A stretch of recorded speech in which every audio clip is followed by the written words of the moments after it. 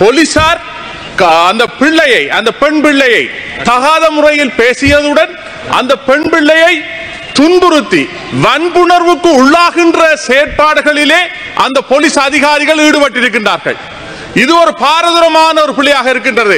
இந்த பெண் பிள்ளையையும் அவரது சகோதரங்களையும் போலீஸ் நிலையத்தை பூட்டிவிட்டு நீங்கள் இந்த கேவலமான செயற்பாடை இந்த போலீசார் செய்வதை நாங்கள் வன்மையாக கண்டிக்கின்றோம். නියෝජ්‍ය කාර්ක සභාපතිතුමියනි, මේ හැම සිද්ධියක්ම ක්ලීන් ශ්‍රී ලංකා වැඩසටහනට ඈඳ ගන්න කටයුතු කරන්න එපා. මම ඔබතුමාට පොරොන්දු වුණා විස්තර දෙන්න. මම හෙට දිනේම විමර්ශනයක් කරන්න අවශ්‍ය පියවර ගන්නවා.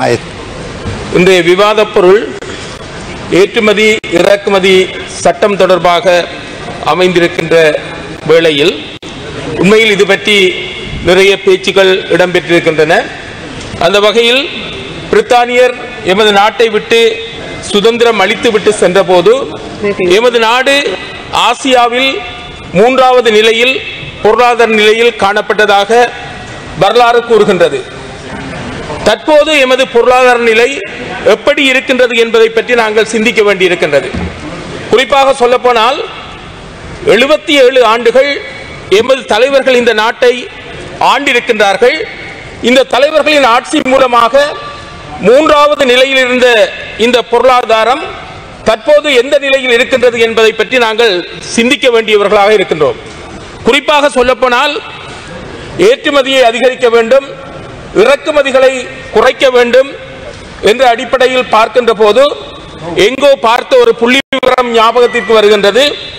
ஜப்பானின் உற்பத்தி திறன் என்பது 60% காணப்படுவதாகவும் இலங்கையின் உற்பத்தி திறன் என்பது 1.6% காணப்படுவதாகவும் நான் எப்போதோ படித்த ஒரு புள்ளி விவரம் கூறுகின்றது.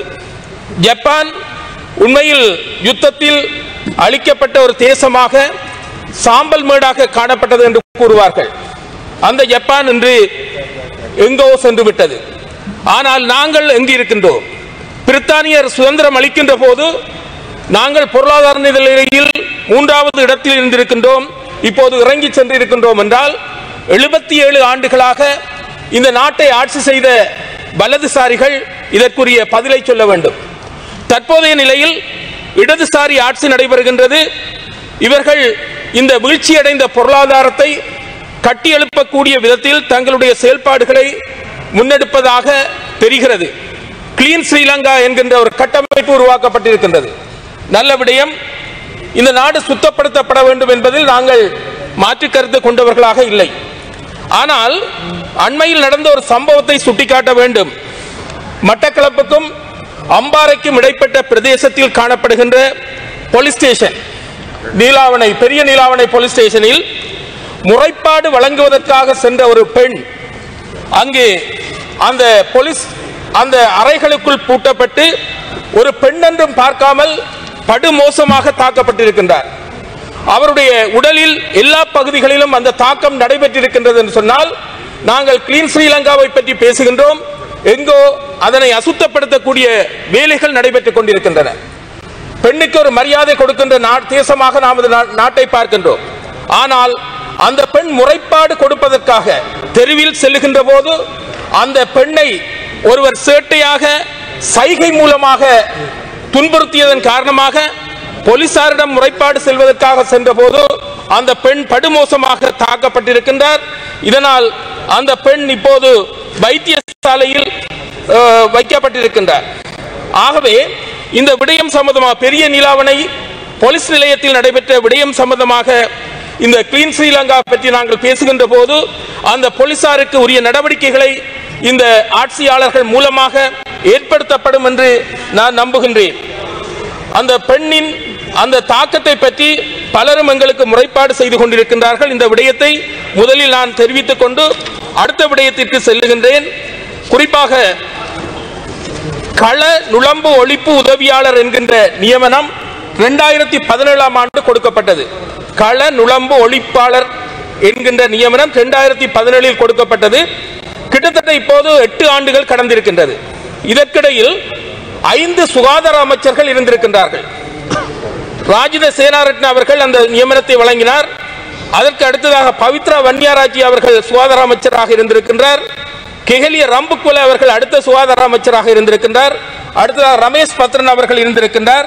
தற்போது இந்த புரட்சிகரமான அரசாங்கம் என்று சொல்லப்படுகின்ற இந்த அமைப்பில் டாக்டர் நலிந்த ஜெயதிஸ் அவர்கள் இருக்கின்றார். நான் சொல்லுகின்ற விடயம் என்னவென்றால், இந்த நுழம்புகளை ஒழித்து சுகாதாரத்தை செய்ய வேண்டும் என்ற அடிப்படையில் மேற்கொள்ளப்பட்ட இந்த நியமனத்திற்குரியவர்கள் இப்போதும் 22,000 சம்பளத்துடன் அரைகுறை சம்பளத்துடன் அவர்கள் இருக்கின்றார்கள். 8 ஆண்டுகள் கடந்த நிலையிலும் அவர்களுடைய நியமனம் நிரந்தரமாக்கப்படவில்லை. இது பற்றி அவர்கள் மிகவும் வேதனையோடு அப்போதைய ஜனாதிபதி கோத்தபாய ராஜபக்ச அவர்களோடு பேசிய போது அவர் கொடுத்த உத்தரவாதம் 1,00,000 தொழில் வாய்ப்புகளை வழங்குகின்ற போது அந்த தொழில் வாய்ப்பில் இவர்களையும் சேர்த்துக் கொள்வதாக கூறியிருந்தார். அது நடைபெறவில்லை. அவர்கள் ஏமாற்றம் அடைந்திருக்கின்றார்கள், விரக்தியின் விளிம்பில் இருக்கின்றார்கள். 22,000 ரூபாய் சம்பளத்தோடு அவர்கள் குடும்பத்தை நடாத்த வேண்டிய துர்ப்பாக்கிய நிலைக்கு தள்ளப்பட்டிருக்கின்றார்கள்.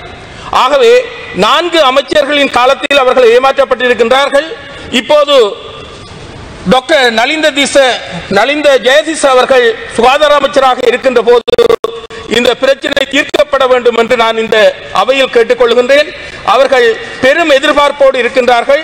கடந்த காலத்திலும் ஜனாதிபதி அவர்கள் தேர்தலில் ஈடுபட்ட போது கௌரவ அனுரகுமார திசாநாயக்க அவர்களிடமும் இந்த கோரிக்கையை சொன்ன போது அவர் அதனை நிறைவேற்றி தருவதாக கூறியதாகவும் எனக்கு தகவல் தந்திருக்கின்றார்கள்.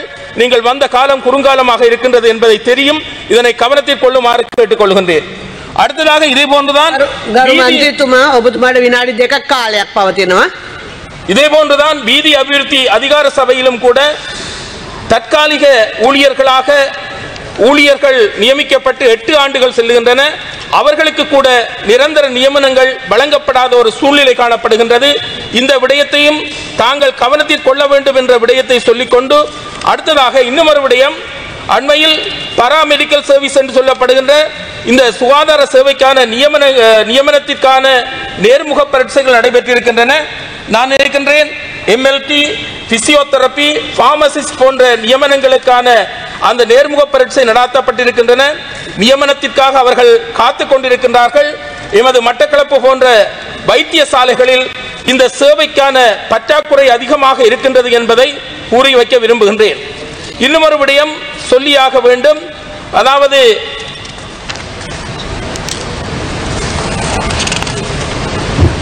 இந்த கண் பார்வையற்றவர்கள் எமது இந்த பாராளுமன்றத்திலும் கூட அவர்களை பிரதித்துவப்படுத்தக்கூடிய ஒரு பாராளுமன்ற உறுப்பினர் இருப்பது எமக்கு பெருமையாக இருக்கின்றது, பாராட்டுகின்றோம்.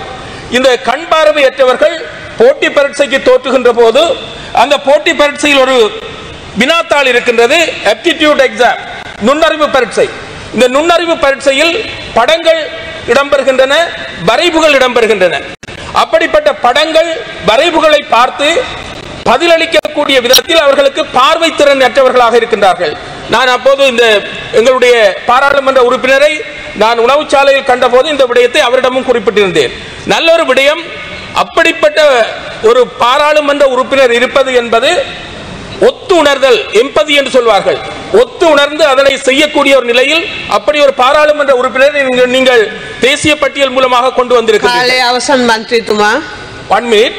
ஆகவே தயவு செய்து இந்த விடயத்தில் கரிசனை செலுத்தி இந்த பார்வையற்றவர்கள் அந்த நுண்ணறிவு பரீட்சையை தோற்றி செய்யக்கூடிய விதத்தில் அந்த பரீட்சைகள் அவர்களுக்காக வடிவமைக்கப்பட வேண்டும் என்பதையும் கேட்டுக்கொண்டு, மத யானைகளின் அட்டகாசம் காரணமாக சித்தாண்டியில் 2 குழந்தைகள் தாக்கப்பட்டிருக்கின்றன. மிதுசாலினி என்ற குழந்தைகள் தாக்கப்பட்டு அபாய நிலையில் வைத்தியசாலையில் வைக்கப்பட்டிருக்கிறார்கள். அவர்களுக்கு உரிய நடவடிக்கை எடுக்க வேண்டியிருக்கின்றது. மத யானைகளை செல்ல பிராணிகளாக கொண்டு மனிதர்களை கொல்லப்படக்கூடிய பிராணிகளாக நாங்கள் பிரகடனப்படுத்தக்கூடாது. அதனையும் செய்யுமாறு கூறி எனது உரையினை நிறைவு செய்கின்றேன். நன்றி. ගරු ආනන්ද විජේපාල ඇමතුමා, ගරු නියෝජ්‍ය කාර්ක සභාපතිතුමියනි, මේ ගරු මන්ත්‍රීතුමා පොලිස් පහර දීමක් ගැන ප්‍රකාශ කළා. ගරු මන්ත්‍රීතුමනි, පොලිස් පහර දීමක් ගැන ඔබතුමා ප්‍රකාශ කළා කාන්තාවකට පොලිස් පහර දීමක් සිදු වුණායි කියලා. ඔබතුමාට ඒ විස්තර සපයන්න පුළුවන් නම් මම හෙට දිනේ මේ පිළිබඳව පරීක්ෂණයක් කරන්න අවශ්‍ය පියවර ගන්නවා. මොකද එවැනි පාරදීම් අපි අනුමත කරන්නේ නැහැ කිසිසේත්ම පොලිසිය තුල ඒ පිළිබඳව විස්තර ලබා දෙන මෙන් ඉල්ලා සිටිනවා.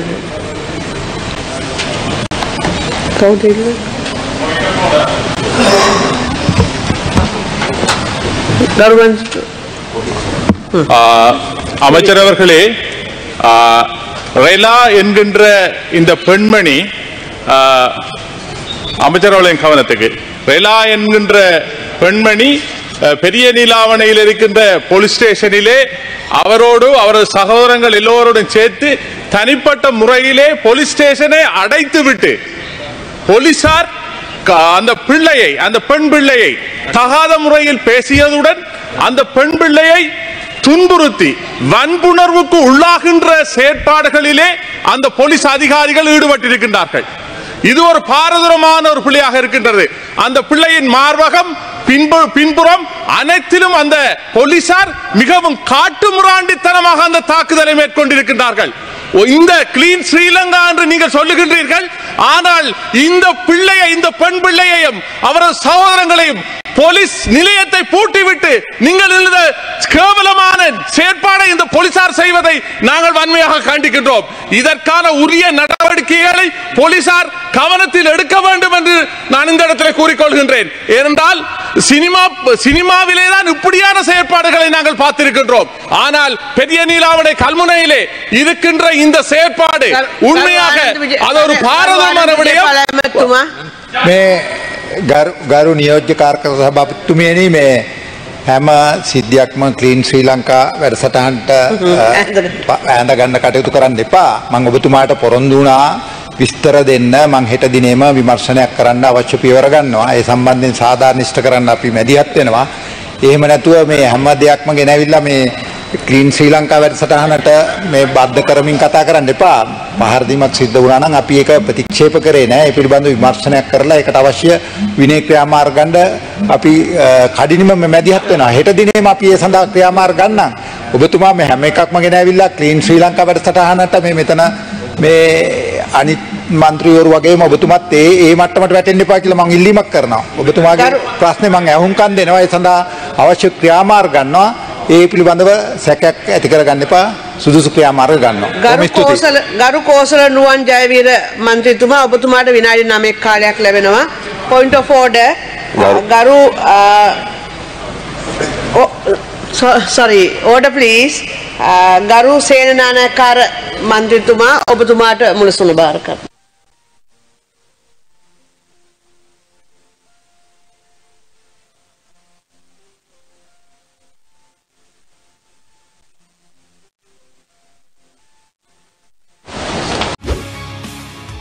செய்திகளை உடனுக்குடன் தெரிந்து கொள்ள உடனே சப்ஸ்கிரைப் பண்ணுங்க.